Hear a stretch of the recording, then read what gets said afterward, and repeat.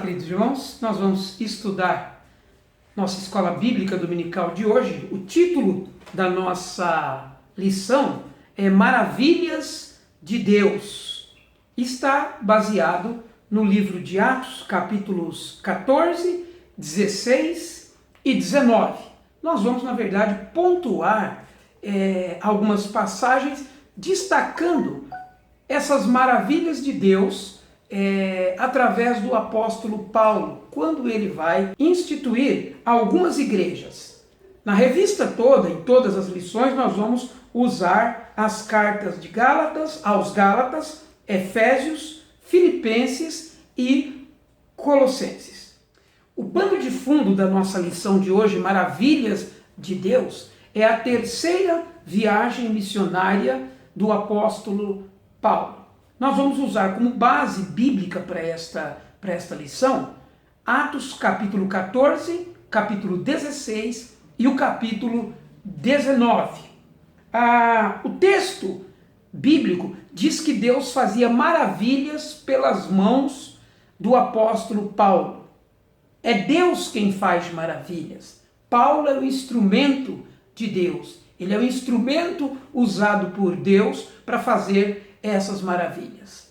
Lições maravilhosas, então, nós vamos tirar destas três passagens, dessas três citações. A primeira delas, maravilhas de Deus por meio das viagens missionárias. Está no capítulo 14, versículo 1, que diz assim: Em Icônio encontraram na sinagoga dos judeus como costumavam fazer, e falaram de tal modo que uma grande multidão creu, tanto de judeus como de gregos. As viagens missionárias do apóstolo Paulo, ainda que marcadas por episódios inusitados e acontecimentos desafiadores, não eram uma aventura. Paulo não era um aventureiro. Paulo sabia o que queria. Ele sai para esta viagem determinado. Seu propósito, seu objetivo principal era fazer discípulos de Cristo. As viagens missionárias do apóstolo Paulo não tinha como objetivo uma aventura, embora os acontecimentos maravilhosos se deram durante o seu ministério. Mas ele tem um objetivo principal: pregar o evangelho de Cristo, fazer discípulos e, como consequência da junção desses discípulos, a igreja de Cristo crescer naquela região ou nas regiões por onde ele passou. Então Paulo sabia o que queria, sabia para o que tinha sido chamado e o que deveria fazer, o que Deus queria dele, objetivos de Deus para a vida dele. A primeira coisa importante aqui é que aquele que vai fazer a obra de Deus saiba que está fazendo a obra de Deus e não uma obra sua. Essas viagens de Paulo, elas não eram algo ao acaso. Essas viagens de Paulo não eram viagens incertas. Havia um objetivo do próprio apóstolo Paulo. Ele sabia o que estava fazendo. Ele sabia do seu chamado, tinha objetivo específico do que estava fazendo. Paulo não era um aventureiro na fé. Ele tinha a objetividade de pregar o evangelho, fazer discípulos e, por consequência, firmar igreja de Cristo com a junção destes discípulos. Tempo é a palavra perfeita e principal na obra missionária e que fica evidente no trabalho do apóstolo Paulo. Tempo é a palavra-chave para o discipulado. Investir tempo para fazer discípulo. O objetivo era levar pessoas a professarem a fé no Senhor Jesus Cristo. A viagem do apóstolo Paulo é maravilhosa. Destacamos como maravilha de Deus através da vida de Paulo, porque tinha o objetivo de restaurar vidas caídas no pecado. Não era viagem aleatória, era viagem com um objetivo. Paulo não se desprendia do seu lugar para um outro lugar de modo aleatório, mas fazia isto objetivando almas, objetivando vidas, levar pessoas a crer em Cristo, a crer na palavra do nosso Deus. Era uma ação que tinha como objetivo principal levar pessoas à presença de Cristo, ao Evangelho de Cristo. Paulo tinha então esse objetivo. A segunda maravilha que nós encontramos é maravilha de Deus em função de sua ousadia acerca do Senhor. Ora, a fé aqui é transformada em ousadia. Se nós entendermos que fé não é apenas um sentimento, mas é um exercício. Neste caso, a fé do apóstolo Paulo é transformada numa ousadia. Capítulo 14, versículo 3 diz: entretanto, eles se demoraram ali por muito tempo, falando corajosamente acerca do Senhor, que confirmava a palavra de sua graça, concedendo que por suas mãos se realizassem sinais e feitos extraordinários. A fé foi transformada em ousadia, exatamente pelo crer. A ousadia existe para confirmar a palavra da graça. Agora, entendendo que esta ousadia aqui, ela não pode ser entendida como sendo rispidez. Essa ousadia aqui não quer dizer afronta. Esta ousadia não pode ser entendida como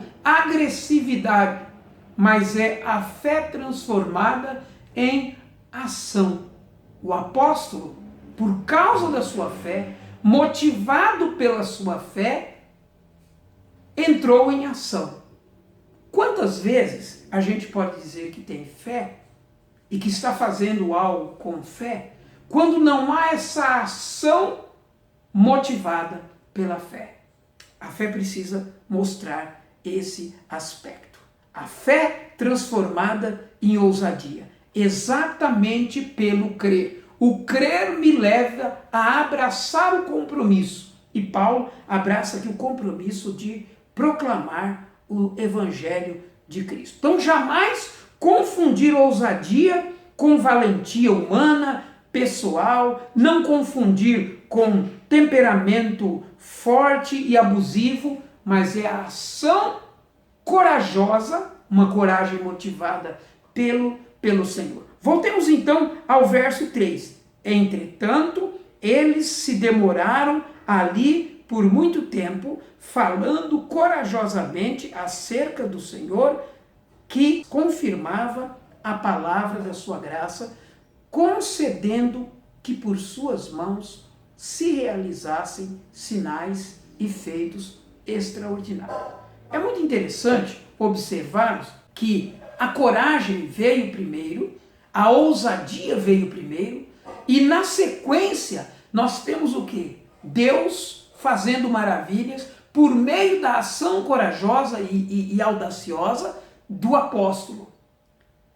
O milagre de Deus, a ação de Deus vai acontecer, de salvação, de pessoas se rendendo aos pés de Cristo, mas antes disso vem o quê? Vem a ação corajosa, vem a ação audaciosa do apóstolo, vem a ação audaciosa do evangelista Paulo.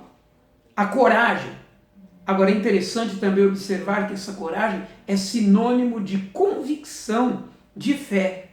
Eu não vou ser audacioso se eu não falo daquilo que creio e daquilo que conheço. E esse conhecer não para na questão, no conhecimento intelectual, no conhecimento mental. É a convicção no coração. Paulo não falava de algo aprendido apenas pela sua intelectualidade. O conteúdo da sua mensagem não estava apenas em sua mente. Embora ele verbalizasse muito bem aquilo que ensinava, essa sua mensagem não estava apenas na sua mente. A mensagem que Paulo transmitia era também, principalmente, do seu coração. Paulo cria no que ensinava. Isso gerava essa audácia. Isso gerava ousadia. Isso gerava essa ousadia. O crer com convicção gerava ousadia. Quando pregamos, quando ensinamos, quando falamos de Cristo a alguém, essa outra pessoa percebe. Se falamos apenas alguma coisa decorada, alguma coisa que aprendemos e decoramos, ou se é algo que vivemos, que de fato acreditamos.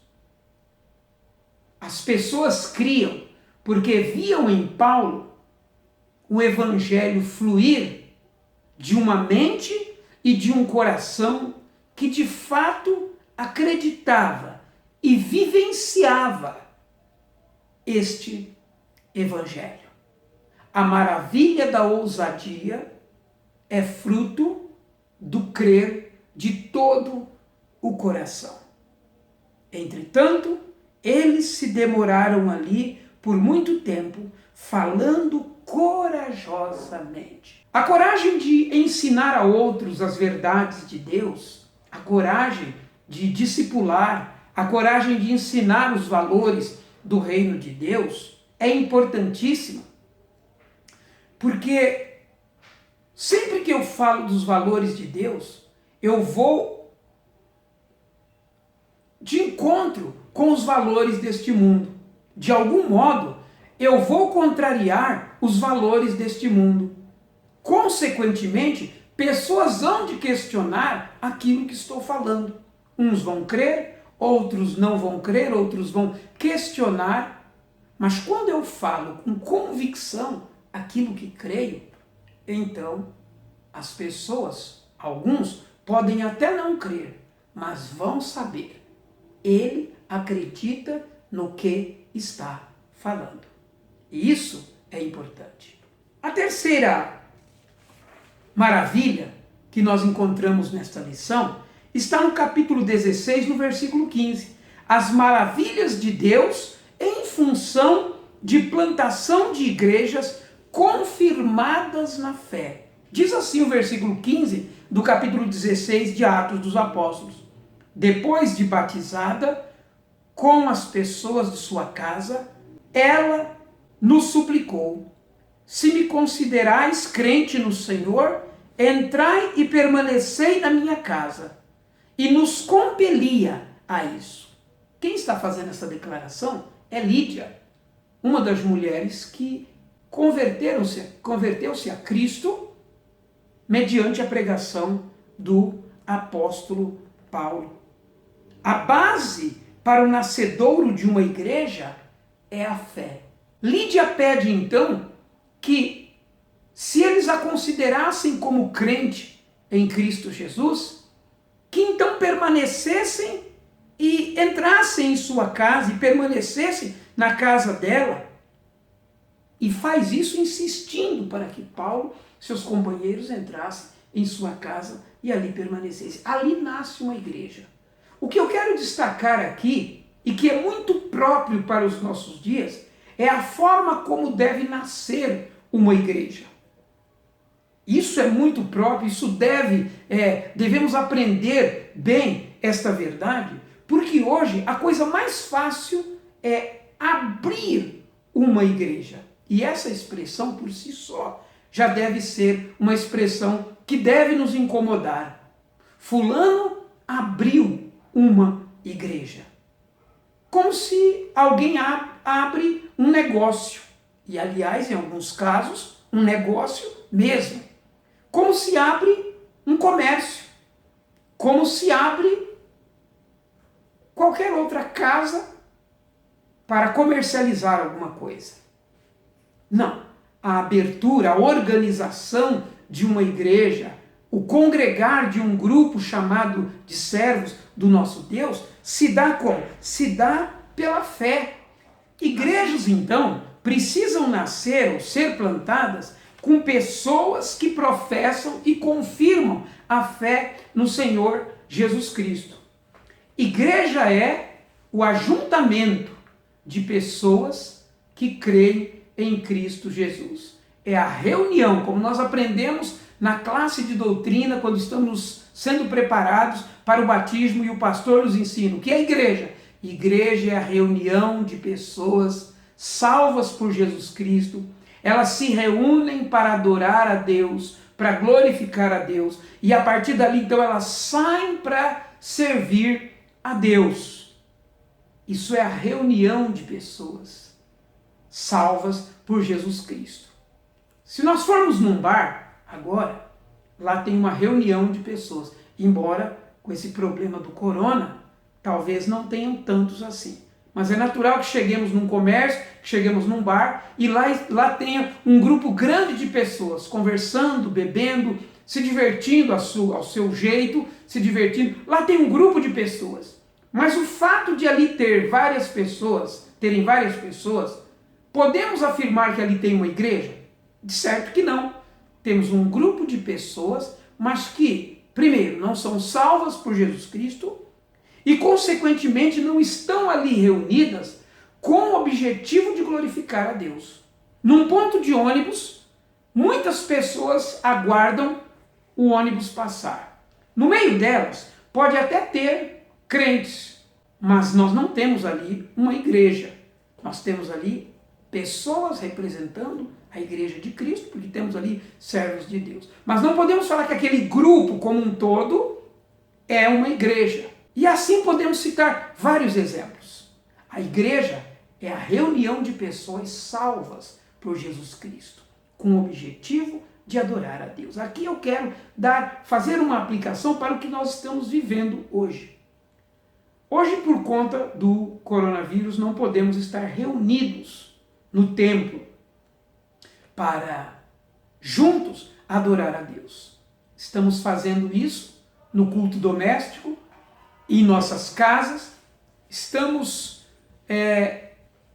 reunidos virtualmente. A igreja de Cristo deixa de existir quando ela não está reunida fisicamente, todos os irmãos dentro do templo, de modo algum, porque o que nos faz igreja não é o templo. O que nos faz igreja é o sangue de Cristo que nos redimiu, nos salvou, nos reuniu em torno da pessoa do Senhor Jesus Cristo. Eu e você nos tornamos igreja de Cristo porque há uma identidade entre nós. O sangue redentor de Cristo Jesus. De modo que eu e você, membro da Igreja Batista Alvorada, com mais um servo de Deus que está lá no Japão, e mais um outro servo de Deus que está lá na Grécia, e mais um outro servo de Deus que está lá na Itália, nós somos corpo de Cristo. Fomos unidos pelo mesmo sangue. Isso faz de nós a igreja de Cristo. Embora nem nos conheçamos, embora estejamos distantes fisicamente, mas o sangue de Cristo nos une e faz igreja. Daí então nós temos a igreja local, mas também então dessa igreja local nós temos os salvos por Jesus Cristo, de todas as partes do mundo, de todas as línguas, povos e raças. Essa é uma terceira maravilha de Deus. A plantação de igreja. Pela fé, por crer em Cristo, pessoas são salvas, o apóstolo prega, e igrejas são formadas nas cidades por onde ele passou. Do que Paulo fez, nós tiramos as lições. Precisamos plantar igrejas de acordo com esse mesmo propósito do apóstolo Paulo, que deve unir o povo. A base para o nascimento, a plantação de uma igreja deve ser a fé. Quando um grupo de pessoas simplesmente se reúnem num lugar e diz assim, vamos plantar uma igreja aqui, e a motivação não é a fé em Jesus Cristo, não devemos dar apoio, não devemos permitir que isso aconteça. A base para o nascimento de uma igreja precisa ser a fé no Senhor Jesus Cristo. Muitas frustrações têm acontecido até no meio do povo de Deus, porque pessoas abrem o que chamam de igreja, pela motivação ou pelas motivações erradas, por motivações equivocadas, muitas vezes por motivações pessoais, egoístas, e não pela motivação principal, que é a fé no Senhor Jesus Cristo. Vamos pensar numa coisa também. A igreja não deve existir por minha causa e por sua causa. A igreja, como corpo, existe para glorificar o Senhor. Eu e você temos o privilégio de sermos participantes deste corpo. Por causa do sangue de Cristo vertido na cruz, o Senhor então nos inseriu. Somos privilegiados por essa salvação, consequentemente fazer parte deste povo. Mas a igreja existe para glorificar o nome do Senhor.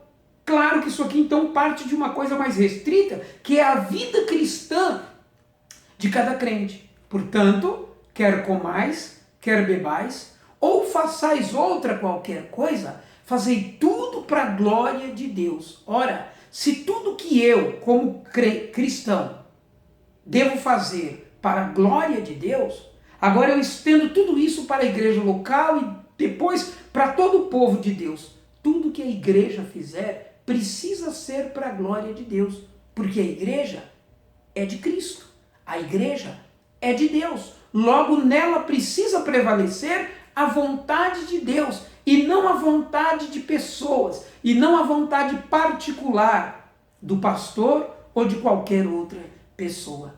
Então, na base, na fundação de uma igreja, deve estar a fé e o fazer a vontade de Deus.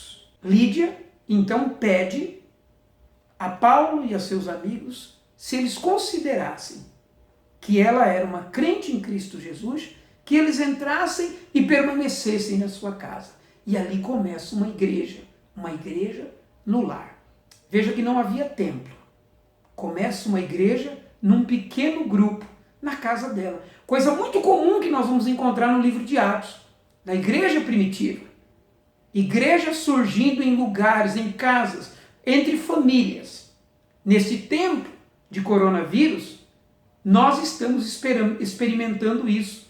Deus está dando para nós o privilégio de experimentar isso, ou voltar a isso. Valorizar o ambiente da nossa casa aos pés do Senhor. A nossa família reunida para glorificar o nosso Deus. Pequenos grupos familiares reunidos para adorar ao nosso Deus. A quarta maravilha que nós temos nesta lição é a maravilha de Deus em função da sensibilidade à direção do Senhor.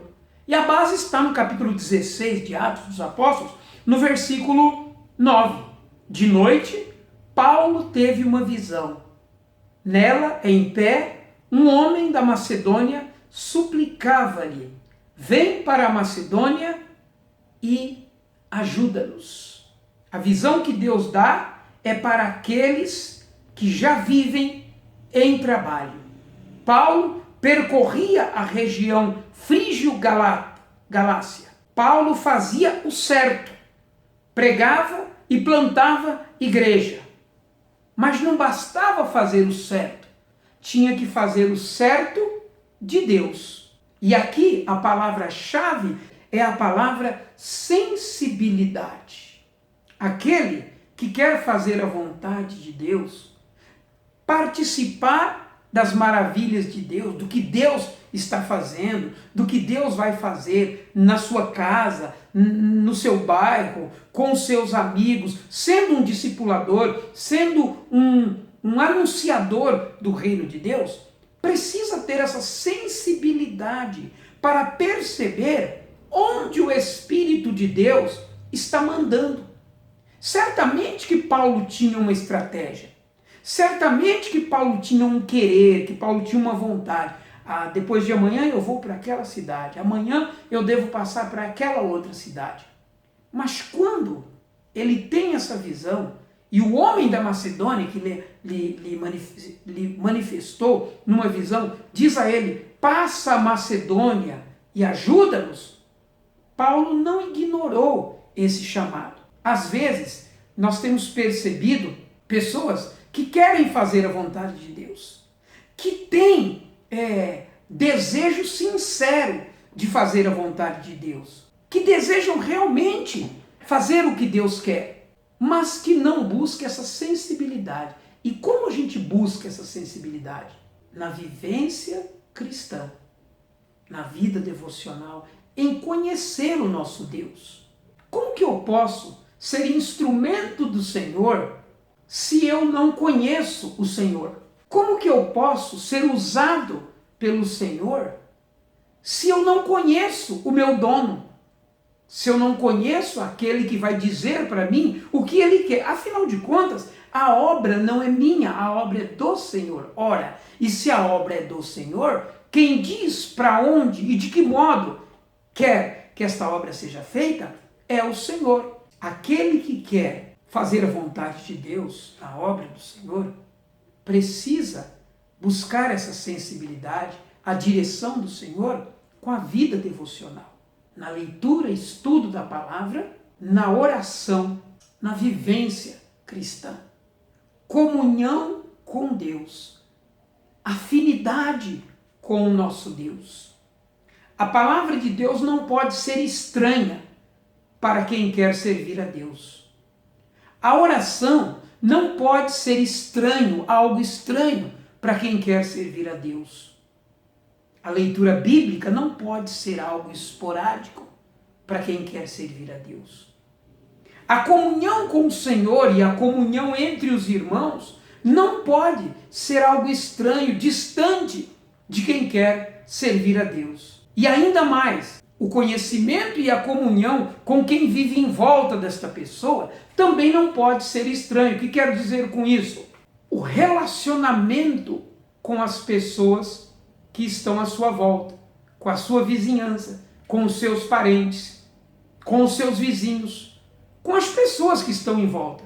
Como que alguém pode influenciar ficando só dentro de casa? Como que alguém pode influenciar se ele só vai para o templo, se ele não vai para a vida, se ele não sai para as ruas, se ele não fala de Cristo aos seus amigos no trabalho, se ele não compartilha de Cristo com aquele amigo no trabalho que confidencia com ele uma dificuldade familiar, uma dificuldade de enfermidade que alguém na sua família está passando, se ele não se propõe a orar por essa pessoa, se ele não se declara como um servo de Deus. Às vezes as pessoas brincam dizendo que alguns crentes são como agentes secretos de Deus. Ele é crente, mas ninguém sabe que ele é um crente em Cristo Jesus.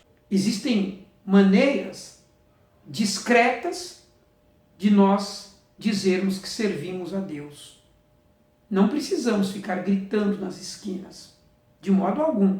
Mas as oportunidades, todos os dias, o Senhor permite que tenhamos oportunidades de evidenciarmos a nossa fé no Senhor Jesus Cristo. Todos os dias o Senhor abre uma porta para mim e para você mostrar quem somos, ou mostrar quem opera através de nós, ou mostrar a quem servimos e dizer que Ele é poderoso.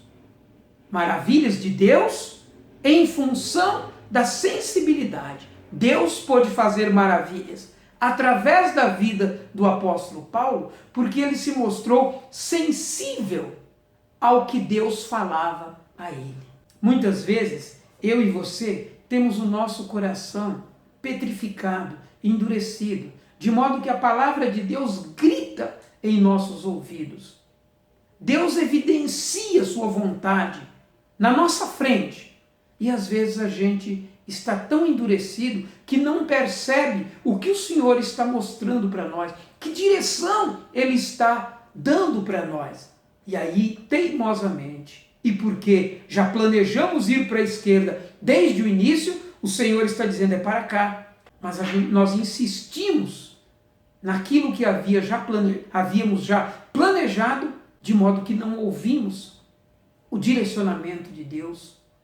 porque podemos estar equivocados naquilo que queremos. Sensibilidade espiritual. A quinta maravilha que nós enxergamos no livro de Atos está em Atos 19, verso 20. Maravilhas de Deus em razão de ter como meta o crescimento poderoso da palavra de Deus. Atos 19, 20 diz: assim a palavra do Senhor crescia e prevalecia com poder.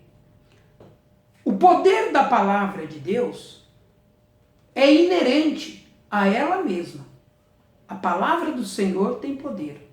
E se eu e você, como servos de Deus, se estivermos na presença de Deus, entendamos que nós somos canais, através dos quais essa palavra vai passar para chegar até os corações sedentos. Essa palavra por si só tem poder. Se houver testemunho, se houver credibilidade, boa reputação de nossa parte, as pessoas vão ouvir e o Espírito de Deus agindo na vida delas, elas vão dar crédito a esta palavra. Que ficará muito claro, não é a minha e a sua palavra, mas é a palavra de Deus. Crescimento precisa ser na e com a palavra de Deus. Crescimento da igreja, o crescimento de discípulos se dá através da palavra de Deus. Não se dá por uma simpatia do pregador, por uma simpatia do evangelista, do professor da escola dominical, de mim e de você em relação ao nosso amigo. Claro que tudo isso também vai influenciar na atenção que aquela pessoa vai ter para conosco, ou que aquele grupo vai ter para conosco. Claro, sermos simpáticos é sempre bem-vindo para a porta de entrada, para a acessibilidade ao coração da pessoa, sem dúvida alguma. Mas conversão, transformação de vida, não se dá por essa simpatia de quem fala de Jesus. A conversão se dá pela ação do Espírito Santo, usando essa palavra que é santa, usando esta palavra do Senhor que é poderosa para transformar vidas, para transformar os corações. A redenção das pessoas caídas no pecado se deve ao sangue de Cristo. Mas o poder desta palavra passa por uma vida transformada, passa por uma vida que objetiva o crescimento do reino do nosso Deus. O livro de Atos mostra para nós um crescimento estrondoso da igreja. E às vezes nós olhamos para lá e olhamos para o crescimento dos nossos tempos e às vezes dizemos assim: por que crescia tanto naquela época e nós não vemos esse crescimento tão grande hoje? Primeiro, eu preciso dizer que temos sim um crescimento muito grande hoje. Mas, se não, uma das razões pode ser que não vivamos do modo como aqueles servos viviam. Não que eles fossem perfeitos, que não tivessem pecado, que não errassem. Não, nada disso. Mas que levavam mais a sério a vida devocional, a sua proximidade com o Senhor. Deve fazer parte, então, do projeto de construção do ensino sobre o reino, o preparo de líderes, despertar aqueles que têm o dom de ensinar. Educação é a espinha dorsal do cristianismo. Esse é um outro ponto que quero, dentro desta maravilha, destacar, de ter como meta o crescimento poderoso.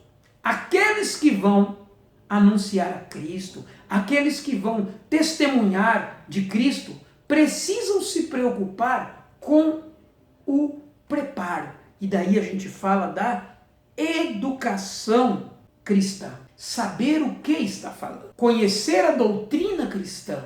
Talvez você esteja pensando, significa então, pastor, fazer teologia, ir para o seminário? Não necessariamente, mas a formação que você recebe do púlpito, a formação que você recebe na escola bíblica dominical, a formação que você recebe quando você mesmo lê a Bíblia, estuda a palavra de Deus, daí a importância de cada crente se preocupar em ler, em estudar a palavra de Deus, como o apóstolo Pedro diz, estar pronto para responder a qualquer que vos perguntar qual a razão da esperança que há em vós.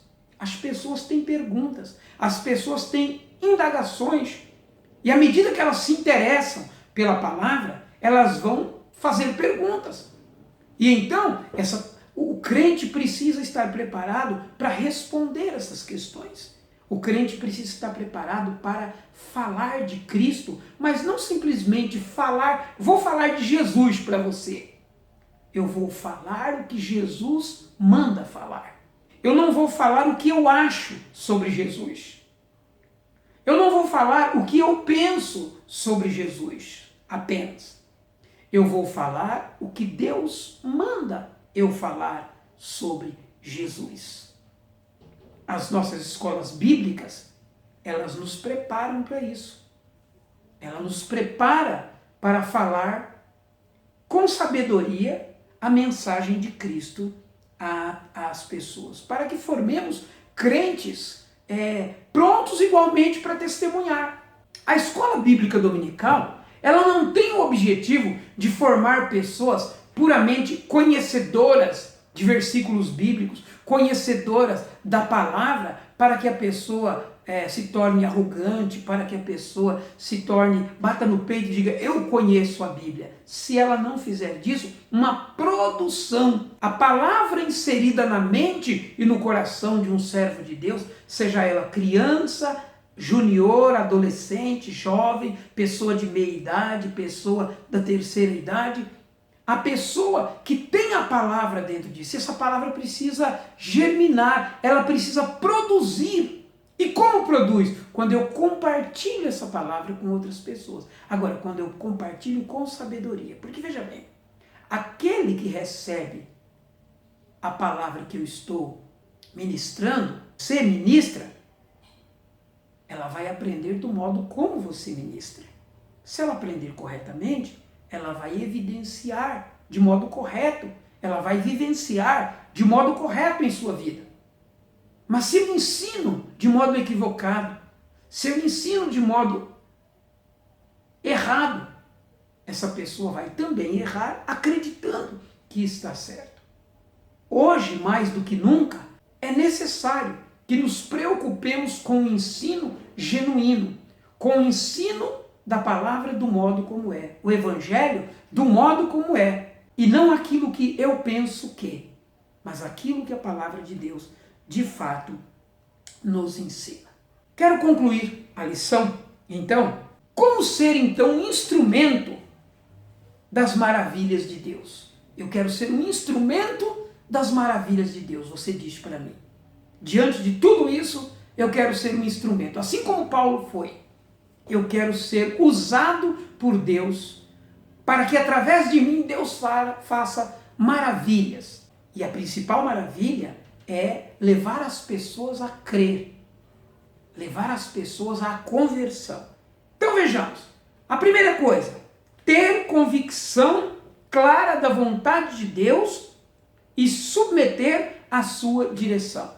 Não dá para Deus fazer maravilhas através da minha vida se eu não reconheço a vontade dele em todos os setores da minha vida, da vida das pessoas, e eu me submeter a essa vontade de Deus. Eu vou ser instrumento de Deus, eficaz, quando eu digo sim para o que Deus quer, quando eu diminuo para que Cristo cresça em mim e através de mim.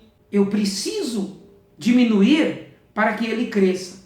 E aqui eu me lembro de João Batista, quando disseram para ele, olha, aquele de quem você falou está batizando, seus discípulos estão batizando. Falava de Jesus. João então diz assim, ok, é necessário que eu diminua e que ele cresça. João compreendeu o seu ministério e compreendeu o ministério de Jesus. Ele entendeu isso. E aí está aí um exemplo de submissão. Muitas vezes nós nos equivocamos no nosso ser cristão, no nosso ministério, no comunicar a vontade de Deus, porque às vezes nós decidimos o que é a vontade de Deus e queremos impor isso às outras pessoas. E aí é um problema, porque nós usamos da autoridade que achamos que temos, pelo nosso cargo, pela nossa posição.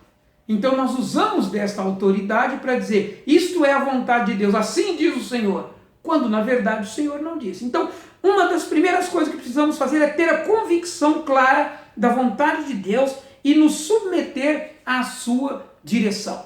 A segunda coisa é reconhecer que somos apenas instrumentos, somos mãos e não as maravilhas. Note, nós somos instrumentos, meios através dos quais Deus quer fazer as maravilhas. Nós não somos as maravilhas. Nós somos instrumentos. Então, precisamos reconhecer isso, que somos apenas instrumentos. O bisturi é muito importante numa cirurgia, mas o bisturi é só instrumento. O bisturi não corta uma pessoa se não tiver a mão firme do médico para a cirurgia. O bisturi é muito importante numa cirurgia, mas o bisturi sem a mão e a inteligência do médico, nada pode fazer. Eu e você somos instrumentos nas mãos de Deus para operar maravilhas na vida das pessoas. Agora, que interessante isso. Você pode vir à sua mente tantas pessoas que você conhece, da sua família, do seu ciclo de amizades, que você quer ver convertida a Cristo Jesus e que você quer que Deus faça de você um instrumento para ganhar aquela pessoa para a fé cristã, para Cristo Jesus. Mas muitas vezes você se esquece de que você é instrumento. E aí eu e você às vezes nos colocamos na condição de próprio Deus ou na posição do próprio Deus. Aí nós estragamos tudo. Eu e você somos instrumentos para a glória de Deus. Somos instrumentos para fazer a vontade de Deus, para que Deus faça maravilhas através de nós. E finalmente, precisamos objetivar que o crescimento deve ser sempre da palavra e não pessoal. O crescimento deve seguir a palavra e não a nossa pessoalidade. Nossa pessoalidade tem um lugar, tem o seu lugar no trabalho do discipulado, da evangelização. Nossa pessoalidade é importante, tem o seu lugar. Mas o crescimento não deve ser com base na nossa pessoalidade, e sim na palavra. Quem produz, quem faz germinar é a palavra. Melhor dizendo, é o Logos do Senhor Deus. Permita então, ou se permita, ser instrumento de Deus para abençoar vidas, para que o Senhor faça maravilhas através da sua vida. Aproveite esse tempo de reclusão em nossas casas para usar as redes sociais para mandar mensagens abençoadoras para pessoas que você conheça. Talvez muitas pessoas que não têm a esperança em Cristo Jesus podem estar nervosas, desesperadas, preocupados, todos nós estamos, mas desesperadas com esse tempo. Você tem a esperança em Cristo Jesus, você tem a convicção, a firmeza em Cristo Jesus, e você pode usar esse tempo para falar de Cristo a outras pessoas. Aí na sua casa agora, vamos orar. Eu quero orar com você agora, colocando nas mãos do nosso Deus a nossa vida, a minha vida e a sua vida, a fim de que aprendamos, como disse essa lição, maravilhas de Deus. Que aprendamos com ela e que Deus venha fazer maravilhas através da minha e da sua vida.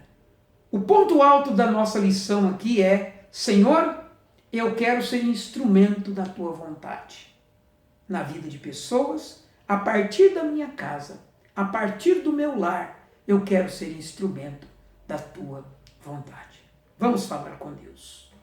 Senhor Deus Todo-Poderoso, muito obrigado, Pai, porque o Senhor nos dá a clareza da tua palavra. Aplica no nosso coração, ó Deus, esta verdade que nós aqui aprendemos.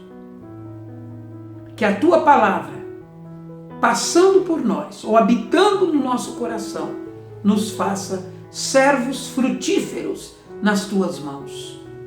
E que através da nossa vida, pessoas venham ao conhecimento da tua palavra. Como foi com o teu servo o apóstolo Paulo, que o Senhor também nos ensine, que o Senhor também use a nossa vida como instrumento para levarmos outros à fé cristã. Que sejamos instrumentos do Senhor para fortalecermos a fé de outras pessoas. Que sejamos instrumentos do Senhor para consolar pessoas que estejam desesperadas. Usa a nossa vida, faça-nos úteis no reino do Senhor, que a tua palavra fortaleça o nosso coração e nos torne úteis para o teu reino.